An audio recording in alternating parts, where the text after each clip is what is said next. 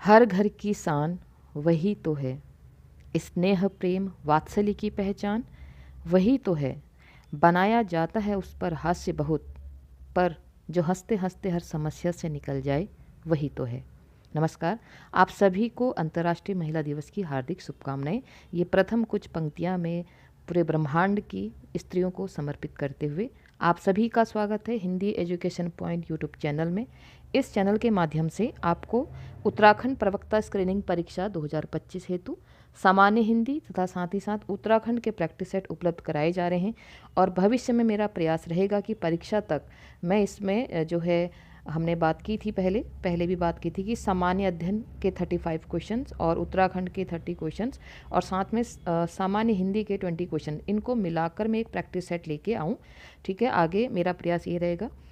तो आज उत्तराखंड का हम प्रैक्टिस संख्या भाग 12 आज हम करेंगे, क्योंकि 11 सेट इसके आ चुके हैं और हिंदी के तो 13-14 सेट आ चुके हैं। तो आप उसको प्लेलिस्ट में डिस्क्रिप्शन बॉक्स पर भी उसका लिंक डाल दूंगी, आप वहां से डायरेक्ट जो है लिंक प्ले करके अपनी प्रैक्टिस कर सकते हैं, क्योंकि अंत समय में प्रैक्टिस सेट ही हमें जो है एक कह सकते हैं ना कि अमृतवाणी की प्रकार हमको ज्ञान देते हैं, क्योंकि हमने जितना पढ़ा है हमारा कोई टॉपिक छूटा तो नहीं। क्योंकि कई बार क्या होता है, बुक्स से हम एक ही टॉपिक पर घुसे रह जाते हैं, लेकिन हमें एक टॉपिक पर नहीं रहना है। अब लास्ट समय है तो हमें हर सिलेबस के अकॉर्डिंग इस पर भी मैंने एक वीडियो बनाया था, आप देख सकते हैं कि कहाँ पर से प्रीवियस ईयर में क्वेश्चन कैसे बने हैं और किस प्रकार से किस टॉपिक को हमें कैसे कवर करना है। ठीक है, तो आज की वीडियो हमारे उत्तराखंड प्रैक्टिस सेट की, इसका जो मैंने कंटेंट उठाया है वो BS नेगी जी की बुक से उठाया है।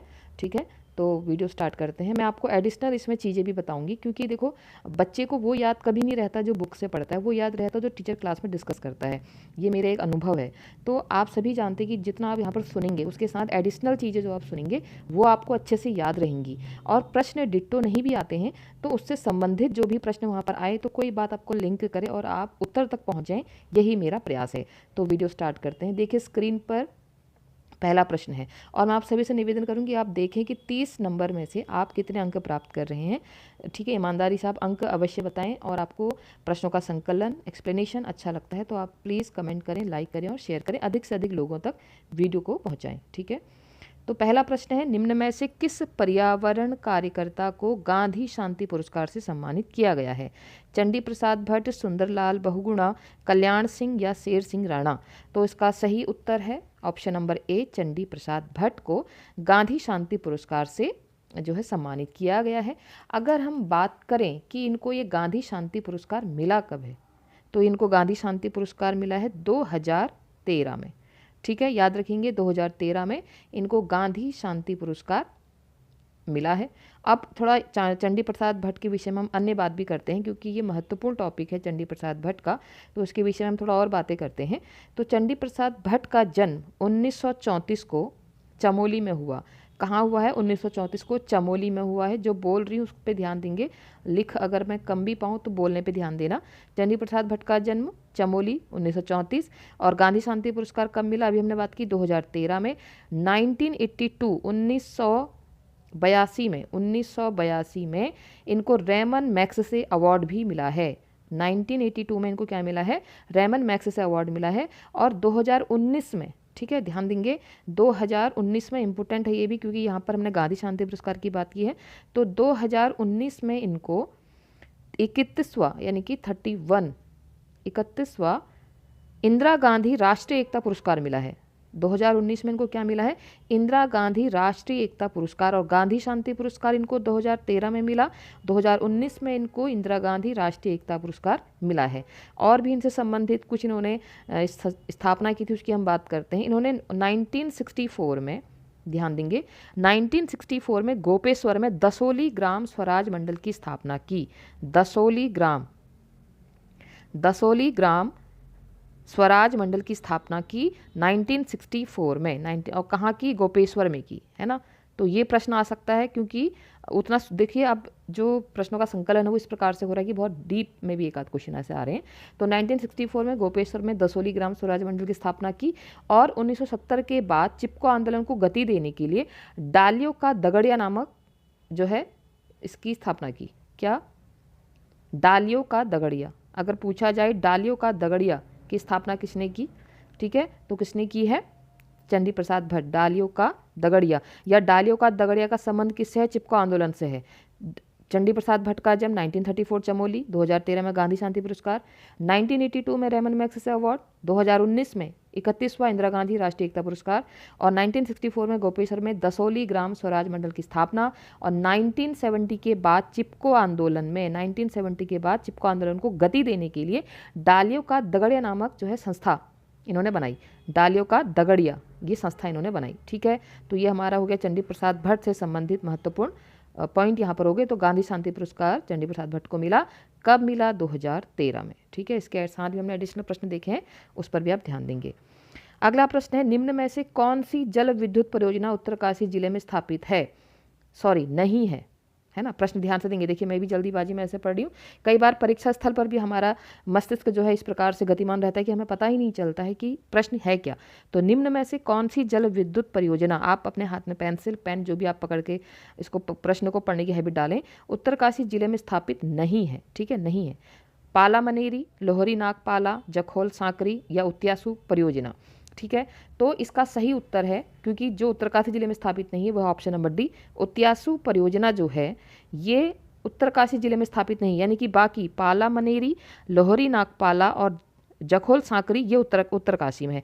देखो प्रश्न को हर तरीके से आपको समझना है।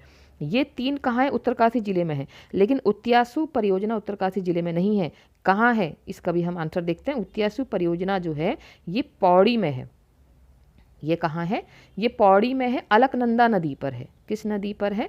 अलकनंदा नदी पर है और पौड़ी में है, पौड़ी गढ़वाल में है उत्यासू परियोजना। ठीक है, बाकी सब कहाँ थी? उत्तरकाशी जिले में थी। तो हमारा आंसर क्या है? ऑप्शन नंबर डी, उत्यासू परियोजना। अगला प्रश्न है, पर्यटन क्षेत्र के विकास को लेकर उत्तराखंड सरकार द्वारा प्रारंभ की गई वीर चंद्र सिंह गढ़वाली योजना को शुरू कब किया गया? ठीक है, कब किया गया ईयर पूछा है। पर अब इसमें देखो आपको ये भी पता चल गया कि वीर चंद्र सिंह गढ़वाली योजना का संबंध किससे? पर्यटन क्षेत्र के विकास को लेकर है। या ऐसे प्रश्न आ सकता है कि पर्यटन क्षेत्र के विकास को लेकर उत्तराखंड सरकार द्वारा चलाई गई योजना का नाम क्या है? तो वीर चंद्र सिंह गढ़वाली है। प्रश्नों को दोनों तरीके से आपको समझना है। अब हमसे यहाँ पर पूछा गया ईयर कि वीर चंद्र सिंह गढ़वाली योजना को शुरू कब किया गया? 1 जून 2009, 1 जून 2002, 1 जून 2001 या इनमें से कोई नहीं। तो क्वेश्चन नंबर 3 का सही आंसर है ऑप्शन नंबर बी, 1 जून 2002। 1 जून 2002। अब मैंने इसको कैसे रिलेट किया था जब मैंने अपने टाइम पर इसको पढ़ा था कि देखो पर्यटन का मतलब होता है किसी को रोजगार प्राप्त करना। रोजगार के लिए 1 जून की 2 रोटी 2, है ना। देखो 1 जून की 2 रोटी 2, तो आपको याद रहेगा 1 जून की 2 रोटी 2 यानी कि 2 रोटी 2 यानी कि 2002 और 1 जून यानी कि 1 जून। ये तरीके होते हैं जब आप बहुत सारे फैक्चुअल क्वेश्चंस को लर्न करते हैं तो कहीं ना कहीं उनका कोरिलेट बना के हुए रिलेशन बना के आप पढ़िए तो आप कभी भूलेंगे नहीं। तो पर्यटन क्षेत्र यानी कि विकास यानी कि रोजगार के लिए ये योजना चलाई गई। तो 1 जून की 2 रोटी 2, तो ऐसे करके आप याद कर सकते थे योजना कब चलाई गई? 1 जून 2002। ठीक है, अब थोड़ा हम जानते हैं किनके विषय में, वीर चंद्र गढ़वाली जी के विषय में। इनका जन्म हुआ है 25 दिसंबर 1891, 1891, 25 दिसंबर 1891 को उनका जन्म हुआ है और जन्म हुआ है पौड़ी में। देखिए किसी महान हस्तियों का संबंध किस जिले से ये भी पूछा जाता है, तो ध्यान रखेंगे वीर चंद्र सिंह गढ़वाली का जन्म पौड़ी जिले में हुआ है 25 दिसंबर 1891। ठीक है, तो हमारा उत्तर है 1 जून की 2 रोटी 2। ठीक है, याद रहेगा ना। अगला प्रश्न है क्वेश्चन नंबर 4, पेशावर कांड के नायक वीर चंद्र सिंह गढ़वाली को कितने समय तक के लिए कारावास की सजा दी गई? अब मैं चाहती मैं इसमें आपको थोड़ा और बताती, लेकिन देखिए यहाँ पर खुद ही आ गया है कि वीर चंद्र सिंह गढ़वाली पेशावर के नायक, कांड के नायक माने जाते हैं। इनके पीछे भी कहानी है, आपने डिटेल में पढ़ा होगा।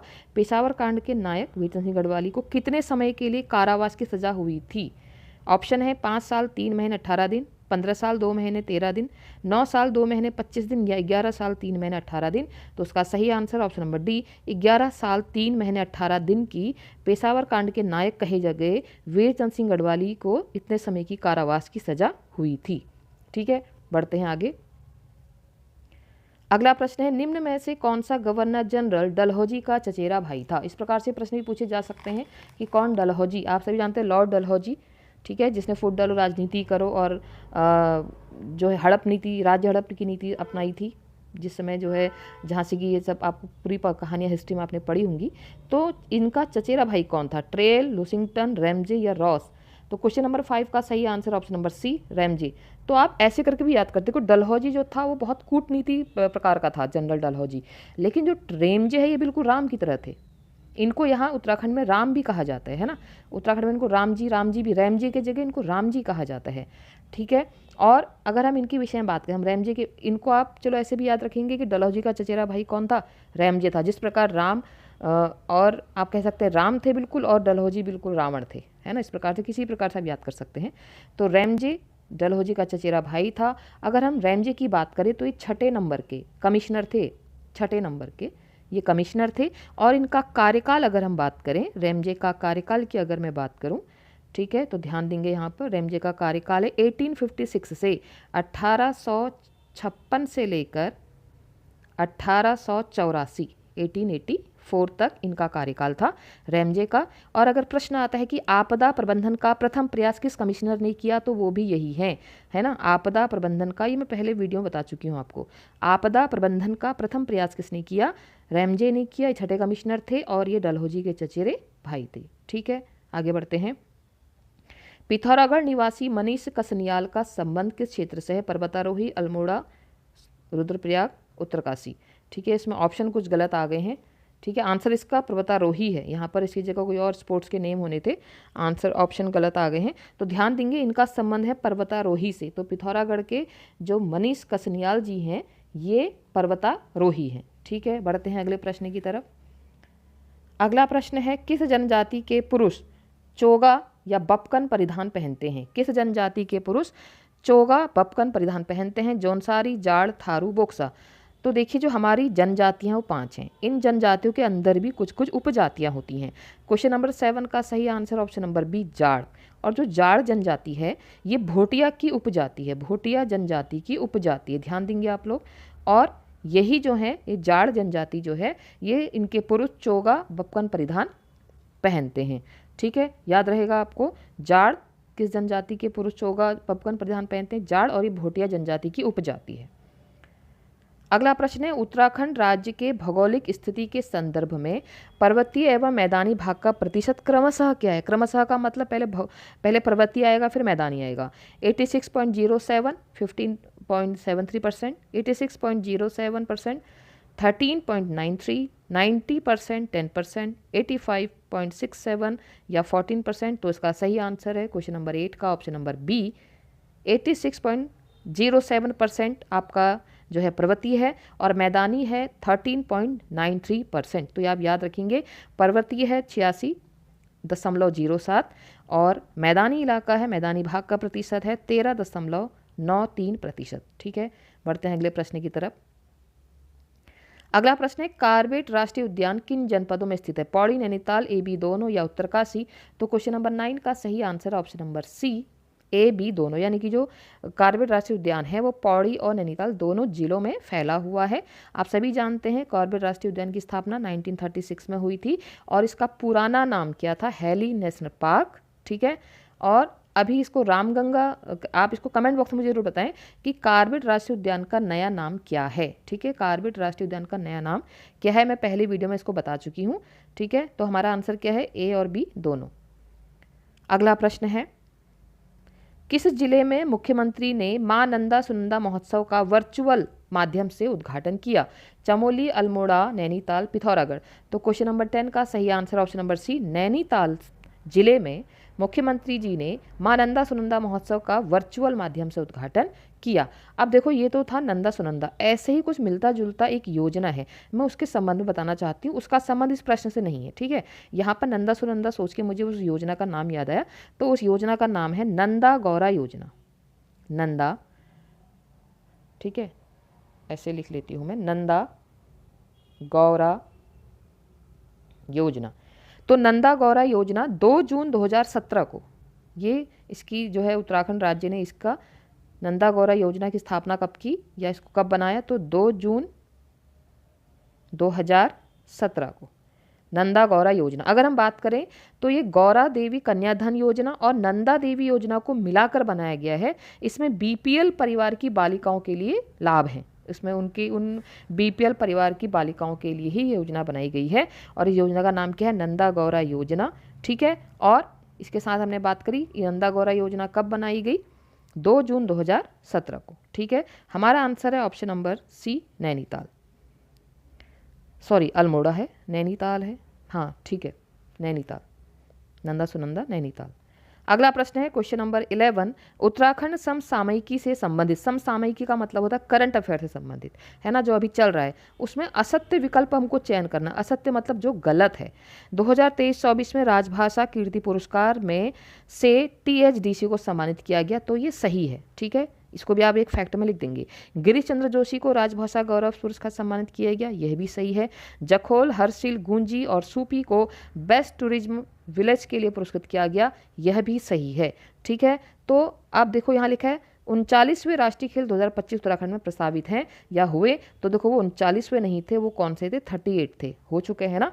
तो राष्ट्रीय मंडल खेल जो हमारे उत्तराखंड में हुए वो 38 नंबर के थे।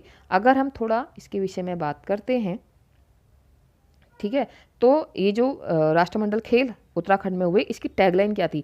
प्रश्न ऐसे आ सकता है कि राष्ट्रमंडल खेल का या राष्ट्रीय खेल का टैगलाइन क्या थी, तो टैगलाइन याद रखेंगे, संकल्प से शिखर तक। इसका टैगलाइन क्या था, संकल्प से शिखर तक, ये इसका टैगलाइन है, याद रखेंगे, नोट कर लेंगे, संकल्प से शिखर तक। या इसको वैसे याद करो कि हम जब किसी चीज़ का संकल्प लेते हैं और उस संकल्प से ही आगे बढ़ते हैं, तभी हम शिखर तक पहुंच सकते हैं। इस प्रकार से कोरिलेट करके आप याद रखेंगे कि राष्ट्रमंडल खेल जो 38वें उत्तराखंड में हुए, उसकी टैगलाइन थी संकल्प से शिखर तक। ठीक है, अगला प्रश्न है question number 12, Duke of Windsor Prince of Wales द्वारा देहरादून में राष्ट्रीय इंडियन मिलिट्री कॉलेज की स्थापना निम्न में से कब की गई।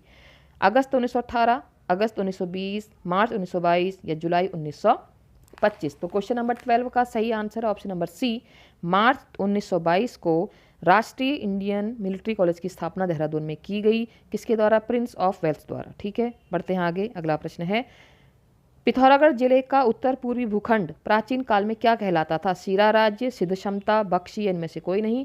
तो क्वेश्चन नंबर 13 का सही आंसर ऑप्शन नंबर ए, वो सीरा राज्य कहलाता था। पिथौरागढ़ जिले का उत्तर पूर्वी भूखंड क्या कहलाता था, सीरा राज्य कहलाता था। अगला प्रश्न है, निम्न में से कौन सा युग्म असुमेलित है, ध्यान देंगे असुमेलित है। उर्गम घाटी चमोली जोशीमठ, राडी घाटी राडी टॉप धरास, निजमुला घाटी चमोली या द्वारमा घाटी चमोली। तो देखो द्वारमा घाटी हमारा आंसर है, क्योंकि द्वारमा घाटी चमोली में नहीं है। द्वारमा घाटी कहाँ है, ठीक है, द्वारमा घाटी कहाँ है, पिथौरागढ़ में है। चमोली के स्थान पर द्वारमा घाटी कहाँ है, पिथौरागढ़ में, इसको ध्यान रखेंगे आप लोग। ठीक है, तो हमारा असत्य या असुमेलित जो कौन सा था, वो ये था, द्वारमा घाटी पिथौरागढ़ में है। बाकी सारे ये सही है, इनको आप अच्छे से देख सकते हैं। ओरगम घाटी चमोली जोशीमठ, राडी घाटी राडी टॉप धरास, निजमुला घाटी चमोली। अगला प्रश्न है, निम्न में से डॉक्टर पीताम्बर दत्त बर्थवाल की रचना है। अब आप कहेंगे रचना आएगी, देखिए अगर मैंने आपसे जब हमने डिस्कस किया था, अभी कल ही हमने प्रीवियस ईयर क्वेश्चन पेपर को डिस्कस किया था, जो उत्तराखंड के कुछ लेखक हैं, देखो यूकेपीएससी ने उसमें डाला है कि उत्तराखंड की संस्कृति, तो उत्तराखंड की संस्कृति में तो राइटर भी आते हैं ना, तो एक आध प्रश्न हम ऐसे भी प्रिपेयर करके चलें कि हम उन राइटरों को भी देखें। तो डॉक्टर पीताम्बर दत्त बर्थवाल की रचना है, पूछा है ना, नाथ संप्रदाय, हिंदी काव्य, निर्गुण संप्रदाय, सूफी मत साधना और साहित्य या छायावाद। तो क्वेश्चन नंबर 15 का सही answer option number B, Hindi काव्य में निर्गुण संप्रदाय, यह किसकी रचना है, डॉक्टर पीताम्बर दत्त बर्थवाल की रचना है। अगर हम डॉक्टर पीताम्बर दत्त बर्थवाल के विषय में जानें कि क्यों यूकेपीएससी इसको अपने सिलेबस में डाल रहा है या क्यों पूछ रहा है, क्योंकि इनका जन्म हुआ था 1901 में पौड़ी में। ठीक है, कहाँ हुआ था, 1901 में पौड़ी में हुआ था। और ये हिंदी विषय में डॉक्टरेट उपलब्ध प्राप्त करने वाले उत्तराखंड के पहले व्यक्ति थे। हिंदी विषय में डॉक्टरेट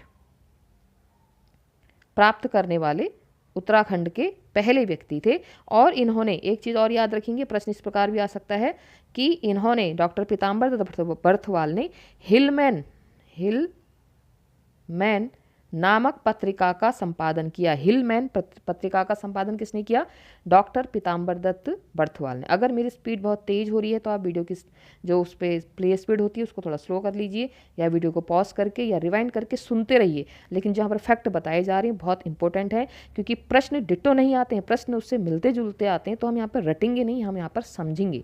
तो डॉक्टर पीताम्बर दत्त बर्थवाल ने हिलमैन नामक पत्रिका का संपादन भी किया और ये हिंदी विषय से डॉक्टरेट प्राप्त करने वाले उत्तराखंड के पहले व्यक्ति थे। इनका जन्म 1901 पौड़ी में हुआ और यहाँ पर इनकी रचना कौन सी है? हिंदी काव्य में निर्गुण संप्रदाय। ठीक है, अगला प्रश्न है क्वेश्चन नंबर 16।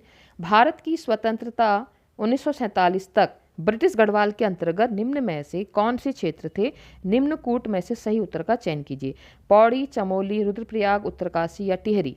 ठीक है, तो 4 5 1 1 2 3 2 3 4 या 3 4 5। तो क्वेश्चन नंबर 16 का सही आंसर है ऑप्शन नंबर बी 1 2 3, यानी कि पौड़ी, चमोली और रुद्रप्रयाग ये ब्रिटिश गढ़वाल के अंतर्गत उस समय आते थे 1947 तक। अगला प्रश्न है उत्तराखंड राज्य के संदर्भ में अधिक ढाल युक्त भूमि पर निम्नलिखित में से किस प्रकार की कृषि अधिक उपयुक्त होती है? कंटूर फार्मिंग, स्थानांतरणशील खेती, सीढ़ीदार खेती, इनमें से कोई नहीं। तो आपने थोड़ी बहुत कृषि पढ़ी होगी अपने छोटी क्लासेस में, तो आपको पता है पहाड़ों में कौन सी खेती किस प्रकार की खेती की जाती है? सीढ़ीदार खेती, क्योंकि वहाँ छोटे छोटे खेत होते हैं ना, और ढलान में होते तो उनको अगर आप छोटे छोटे खेत जैसे बना लो तो उसमें क्या होगा, खेती आराम से हो सकती है और उसका पानी भी रुक सकता है। अगर पूरा हम बनाना चाहेंगे तो हमारी जो भूमि है वो नष्ट होगी और वहाँ पर अपर्दन की जो है वो समस्या रहती है। तो वहाँ पर सीढ़ीदार खेती सबसे उत्तम खेती रहती है पहाड़ों के लिए। इसलिए हम देखा होगा पहाड़ों में छोटे छोटे छोटे खेत होते हैं और आप दूर से देखेंगे तो सीढ़ी के समान दिखाई देते हैं। ठीक है, अगला प्रश्न है कुमाऊं क्षेत्र में खरीफ की फसल के समय हुड़के के साथ किए जाने वाला श्रम से किस गीत से संबंध है? ठीक है, झोड़ा गीत, चौमासा गीत, हुड़की बोल गीत या इनमें से कोई नहीं। अगर इसमें हुड़की शब्द पहले प्रयोग नहीं किया गया होता तब भी थोड़ा क्वेश्चन वो होता, लेकिन इसमें क्वेश्चन हुड़का पहले प्रयोग किया तो उसका आंसर है हुड़की बोल गीत। आप ऐसे याद कर सकते हैं कि कुमाऊं क्षेत्र में खरीफ की फसल के समय में कौन से गीत गाए जाते हैं? हुड़की बोल गीत गाए जाते हैं जब खरीफ की फसल का समय होता है। कुमाऊं की बात हो रही है। क्वेश्चन नंबर 19, निम्न में से किस वर्ष फलसीमा अल्मोड़ा में नाट्य संगीत अकादमी की स्थापना की गई? 2002, 2004, 2005, 2006। तो क्वेश्चन नंबर 19 का सही आंसर ऑप्शन नंबर ए 2002 में फलसीमा अल्मोड़ा में नाट्य एवं संगीत अकादमी की स्थापना हुई। ठीक है, अगला प्रश्न, टिहरी रियासत के राजा कीर्ति शाह की स्मृति में निम्न में से किसने उत्तरकाशी में कीर्ति संस्कृत पाठशाला तथा कन्या पाठशाला की स्थापना की? हरिकृष्ण चतुर्वेदी ने, कुमुदानंद ने, उमादत्त डंगवाल ने या घनानंद खंडूरी ने? तो उसका सही answer option number D Ghananand Khanduri ji ने राजा कीर्ति शाह की याद में उत्तरकाशी में कीर्ति संस्कृत पाठशाला तथा एक कन्या पाठशाला की स्थापना की। अगला प्रश्न है उत्तराखंड सरकार ने ई सर्विसेज प्रदान करने के लिए our government at your door उद्देश्य से किस पोर्टल की शुरुआत की है? यानी कि हमारी सरकार आपके दरवाजे पर ये प्रदान करने के लिए किस पोर्टल की शुरुआत की है? संस्कार पोर्टल, आपनी सरकार पोर्टल, उन्नति पोर्टल या दर्पण पोर्टल? तो क्वेश्चन नंबर 21 का सही आंसर ऑप्शन नंबर बी आपनी सरकार पोर्टल का संबंध है our government at your door. ठीक है, आप याद रखेंगे। बढ़ते हैं अगले प्रश्न की तरफ। अगला प्रश्न है उत्तराखंड का लोकपुत्र प्रीतम भरतवाण किसके द्वारा लिखित कृति है? सच्चिदानंद सेमवाल, रमेश पोखरियाल निशंक, गुरमीत सिंह या गणपति राजू? तो उसका सही उत्तर है क्वेश्चन नंबर 22 का ऑप्शन नंबर ए सच्चिदानंद सेमवाल। ठीक है, इस बार जो मैंने प्रश्न का निर्माण किया है वो प्रीवियस ईयर के पेपर से किया है, तो उसमें थोड़ा रचनाएं मैंने अधिक पूछ दी हैं, लेकिन अगली बार मैं आपसे कह रही हूँ प्रयास मेरा रहेगा कि मैं 85 मार्क्स का आपका सामान्य अध्ययन उत्तराखंड और हिंदी का मिक्स करके एक पेपर लेके आऊँ। आप प्लीज़ मुझे कमेंट बॉक्स में ज़रूर बताएं। तो कौन सा नृत्य बग्वाल इगास की रात में गढ़वाल में नृत्य उत्सव की तरह किया जाता है? भेला, चौफुला, चांचरी या बनवारा? तो क्वेश्चन नंबर 23 का सही आंसर ऑप्शन नंबर ए भेला। तो जो भेला नृत्य है ये बग्वाल और इगास की तरह रात में गढ़वाल में किया जाता है। अगला प्रश्न है ब्रिटिश कुमाऊं कमिश्नर और उनके कार्यकाल में होने वाली प्रमुख घटनाओं के संबंध में संगत विकल्प है। संगत माने सही है। ठीक है, सही है। जी रॉस भारतीय राष्ट्रीय कांग्रेस की स्थापना, कैंपबेल स्वदेशी आंदोलन की शुरुआत, पी विंडम कुली बेगार आंदोलन और उपयुक्त सभी? तो उसका आंसर है ऑप्शन नंबर डी उपयुक्त सभी। तो आप इनको अच्छे से या तो स्क्रीनशॉट ले लिए या याद कर लीजिए कि ये जो ब्रिटिश कुमाऊं कमिश्नर हैं इनका संबंध इनके काल में होने वाली घटनाएं ये हैं। ठीक है, कुली बेगार आंदोलन पूछा जा सकता है। पी विंडम उस समय कमिश्नर थे क्योंकि कुली बेगार आंदोलन काफ़ी चर्चा में रहा। भारतीय राष्ट्रीय कांग्रेस की स्थापना, स्वदेशी आंदोलन की शुरुआत, इस समय कौन कुमाऊं कमिश्नर था ये हमारा यहाँ पर दिख रहा है, इसको आप नोट कर सकते हैं। अगला प्रश्न है क्वेश्चन नंबर 25, कुमाऊं में पहला गोरखा शासक किसे नियुक्त किया गया? इसको हम थोड़ा डिटेल में पढ़ेंगे। ठीक है, गोरखा यहाँ पर मैं आपका थोड़ा बहुत गोरखा को क्लियर करने का मैं यहाँ पर जो है प्रयास करूँगी। ठीक है, तो अमर सिंह थापा, जोगामल, अजब सिंह या नर सिंह। तो क्वेश्चन नंबर 25 का सही answer option number B Jogamal. अब कुमाऊं का पहला गोरखा शासक जोगामल था। ये हुआ कैसे? ये हुआ भाई 1790 में हवाल बाग के युद्ध में चंद राजा था महेंद्र चंद, वो परास्त हुआ और अल्मोड़ा किले पर गोरखाओं का कब्जा हो गया। कब हुई बात? 1790 में। अगर हम बात करें तो कि कुमाऊं पर गोरखाओं का अधिकार कब से कब तक रहा, तो 1790 से 1815 तक रहा। ठीक है, 1790 से 1815, लगभग 25 वर्ष इन्होंने यहाँ पर शासन किया गोरखाओं ने। ठीक है, गोरखाओं की बात हो रही है। और पहला इसका हमने कहा कि पहला गोरखा शासक कौन था? जोगामल्ल था। दूसरा कौन था? ठीक है, दूसरे पे भी बात करते हैं। पहला जोगामल्ल था, दूसरा था इसका काजा नरशाही, यहाँ पे नरसिंह लिखा है ना, काजा नरशाही, काजा नरशाही, ये दूसरा गोरखा शासक था। ठीक है, दूसरा था। अगर बात करें तीसरा का नाम है अजब सिंह थापा, ये लिखा है ना, अजब सिंह थापा, ये तीसरा था, ये तीसरे नंबर का था। अजब सिंह थापा तीसरे नंबर का था। और इसके समय में कहते हैं कि अजब सिंह थापा के समय में 1500 ग्राम प्रमुखों का सामूहिक नरसंहार हुआ था अल्मोड़ा में। 1500 ग्राम जो है प्रमुखों का अल्मोड़ा में सामूहिक नरसंहार हुआ। तो पूछा जा सकता है कि वह कौन सा गोरखा शासक था जिसके शासनकाल में ग्राम प्रमुखों का सामूहिक नरसंहार हुआ। ठीक है, तो वो अजब सिंह था, वो अजब सिंह था, तीसरे नंबर का ही शासक था। और अब बात करते हैं हम, तीसरा अजब सिंह हो गया और हमारा प्रथम था जोगामल। ठीक है, 1806 से 1814 तक, 1806 से 1814 तक एक ही गोरखा शासक था, इतनी लंबी ड्यूरेशन तक, और उसका नाम था चौतरिया बमशाह सूबेदार। ठीक है, चौतरिया बमशाह, याद रखेंगे आप, चौतरिया, या कहीं पर खाली बमशाह भी लिखा जाता है इसको, बमशाह, ये था। इतनी लंबी समय तक वहाँ पर इसका कार्यकाल था।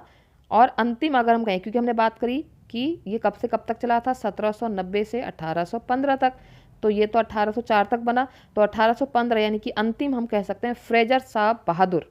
क्या नाम था? बहादुर। ये अंतिम गोरखा शासक था कुमाऊं में। ठीक है, आप थोड़ा बहुत समझे होंगे, मेरा प्रयास था यहाँ पर समझाने का। देखिए हमारा यहाँ पर कुमाऊं में पहला गोरखा शासक कौन था? जोगामल्ल था।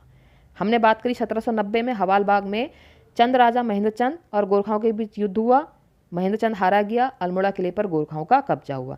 तो 1790 से पहला राजा कौन बनाया गया? जोगामल्ल बनाया गया। दूसरा राजा नहीं कहेंगे, शासक कहेंगे, जो भी आप कह सकते हैं, गोरखा शासक। दूसरा बनाया गया काजी नरशाही। तीसरा बनाया गया अजब सिंह थापा। और अजब सिंह थापा के समय में अल्मोड़ा में 1500 ग्राम प्रमुखों का सामूहिक नरसंहार हुआ। उसके बाद 1806 से लेकर 1814 तक बमशाह सूबेदार बना, और 1815 में अंतिम जो था गोरखा शासक वो था फ्रेजर साहब बहादुर। ठीक है, ठीक है, मैं आई होप आप क्लियर हो चुका होगा। अगला प्रश्न है, उत्तराखंड में प्रसिद्ध शैल गुफा चित्र स्थल लाखों उडियार किस जिले में स्थित है? पौड़ी, अल्मोड़ा, चमोली, नैनीताल। बहुत ही इजी सा क्वेश्चन है ये। क्वेश्चन नंबर 26 का answer Almora is the right answer. अगला प्रश्न, पुष्पक शैली में बना मजियाली का सूर्य मंदिर उत्तरकाशी जनपद की किस नदी के तट पर है? अब देखिए वहाँ पे अब हमें ये पता चला कि मजियाली का सूर्य मंदिर किस शैली में बना है? पुष्पक शैली में बना है। तो आप देखो ना, प्रश्न के अंदर भी प्रश्न है, उस पर आप ध्यान देंगे। मजियाली का सूर्य मंदिर पुष्पक शैली में बना है। मजियाली का सूर्य मंदिर कहाँ है? उत्तरकाशी में है। उत्तरकाशी में मजियाली का सूर्य मंदिर पुष्पक शैली में बना है, लेकिन किस नदी के किनारे है? भागीरथी, कमल नदी, यमुना नदी, सुफी नदी। कोई सोचेगा भी नहीं कि इसमें कमल नदी भी है, तो हमारा आंसर क्या है? ऑप्शन नंबर बी, कमल नदी। तो कमल नदी के किनारे। अगर हम बात करें, थोड़ा और बात करते हैं, उत्तरकाशी में जो और है, एक है लक्षेश्वर मंदिर, उत्तरकाशी में ही है ये लक्षेश्वर मंदिर, लक्षेश्वर महादेव मंदिर, और ये है भागीरथी नदी के तट पर। ये कहाँ है? भागीरथी नदी के तट पर है लक्षेश्वर महादेव मंदिर, भागीरथी नदी के तट पर है। ठीक है, बढ़ते हैं आगे। अगला प्रश्न है, मानस खंड में उत्तराखंड राज्य की किस नदी को गंगा व जमुना नाम से क्रमशः संबोधित किया गया? यानी कि किसको गंगा और किसको जमुना कहा गया है? सरयू गोमती को, सरयू शारदा को, गोमती शारदा को, इनमें से कोई नहीं। तो क्वेश्चन नंबर 28 का सही आंसर है ऑप्शन नंबर ए, सरयू तथा गोमती नदी को ये उत्तराखंड राज्य की गंगा और जमुना कहा जाता है। ठीक है, अगला प्रश्न, क्वेश्चन नंबर 29, देवदामिनी बुग्याल किस जनपद पे स्थित है? टिहरी, चमोली, उत्तरकाशी, अल्मोड़ा। तो क्वेश्चन नंबर 29 का सही answer option number C Uttarkashi में है देवदामिनी बुग्याल। अगर हम बात करें थोड़ा यहाँ पर, और देवदामिनी बुग्याल जो उत्तरकाशी में यमुनोत्री के निकट पर है। ये कहाँ पर है?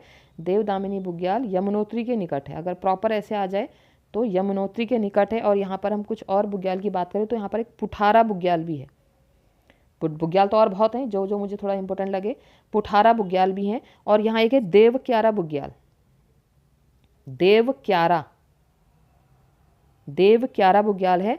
इस देवक्यारा बुग्याल को 2019 में, देवक्यारा बुग्याल को 2019 में ट्रैक ऑफ द ईयर चुना गया। किसकी बात कर रही हूँ मैं? देवक्यारा बुग्याल की। ये भी कहाँ? ये उत्तरकाशी में है।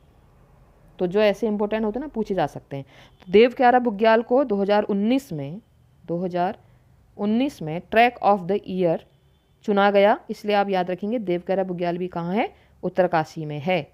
ठीक है। और मैंने आपको बताया पुठारा बुग्याल भी यहीं है और देवदामिनी बुग्याल यहाँ है यमुनोत्री के निकट। अगला प्रश्न है आज की वीडियो का अंतिम प्रश्न। ठीक है, आज की वीडियो का अंतिम प्रश्न है कि गोरखनाथ पंथ के सन्यासी सत्यनाथ का आवास स्थल कहाँ है? गोरखनाथ पंथ के सन्यासी सत्यनाथ का आवास स्थल कहाँ था? गोरखनाथ पंथ के सन्यासी सत्यनाथ का आवास स्थल कहाँ था? जोशीमठ, बागेश्वर, चांदपुरी गढ़ी या देवलगढ़। देखो आप हमको ये तो पता चला कि सत्यनाथ कौन है? सत्यनाथ गोरखनाथ पंथ के सन्यासी हैं। एक क्वेश्चन ये मिला। अब इनका आवास स्थल कहाँ था? जोशीमठ, बागेश्वर या चांदपुर गढ़ी या देवलगढ़। तो उसका सही उत्तर है ऑप्शन नंबर डी, देवलगढ़ था। ठीक है। तो आज हमने 30 प्रश्नों को प्रीवियस ईयर क्वेश्चन पेपर के अनुसार, उसी पाठ्यक्रम के अनुसार हमने यहाँ पर निर्माण किया और हल किए। आप कमेंट बॉक्स में ज़रूर बताएं कि आपको प्रश्नों का संकलन कैसा लगा। और अगली वीडियो आप इसी प्रकार चाहते हैं या मिक्स लेके आऊँ मैं प्रश्नों को? मैंने आपसे पहले ही कहा कि 35 सामान्य अध्ययन, 30 आपके उत्तराखंड और 20 आपके जो है सामान्य हिंदी, यानी कि 30-30 60 20 80 टोटल 85 मार्क्स का प्रैक्टिस सेट में लेके आऊँ। आप मुझे ज़रूर बताएं और आपको प्रश्नों का संकलन कैसा लगा, वीडियो कैसी लगी, ज़रूर बताएं। लाइक करें, शेयर करें और आप सभी मेहनत करते रहें, क्योंकि मैंने आपको एक वीडियो भी और डाली थी कि अब जो है 6 मार्च से 12 मार्च तक के लिए उत्तराखंड आंदोलनकारियों के लिए फिर से उत्तराखंड प्रवक्ता भर्ती के फॉर्म खुल चुके हैं। सीटें नहीं बढ़ी हैं, अभ्यर्थी बढ़ गए हैं, आवेदन बढ़ गए हैं। तो आप ध्यान रखेंगे, हमको और ज़्यादा मेहनत करनी है। अच्छी बात है कि आपको मोटिवेशन, देखो ना, हर नेगेटिविटी को मोटिवेशन के रूप में लो, हर अवरोध को अपने लिए, जैसे ब्रेकर होता है ना, ब्रेकर कभी भी हमें गिराता नहीं है, ब्रेकर हमें सिखाता है कि हमें अपनी स्पीड कैसी रखनी है। जब आप गाड़ी चलाते हैं ना, तो ब्रेकर हमें गिराने के लिए नहीं बने होते हैं, ब्रेकर हमें ये बताने के लिए बने होते हैं कि हमें अपनी स्पीड पे कैसे बैलेंस रखना है। और ये हमारे एक ब्रेकर ही हैं जो अभी अभी ऐसी चीज़ें हो रही हैं। पेपर 100% होगा 27 अप्रैल को, आप सभी तैयारी करते रहिए। ठीक है, तो आज के लिए इतना ही। आप सभी का दिन शुभ हो। बहुत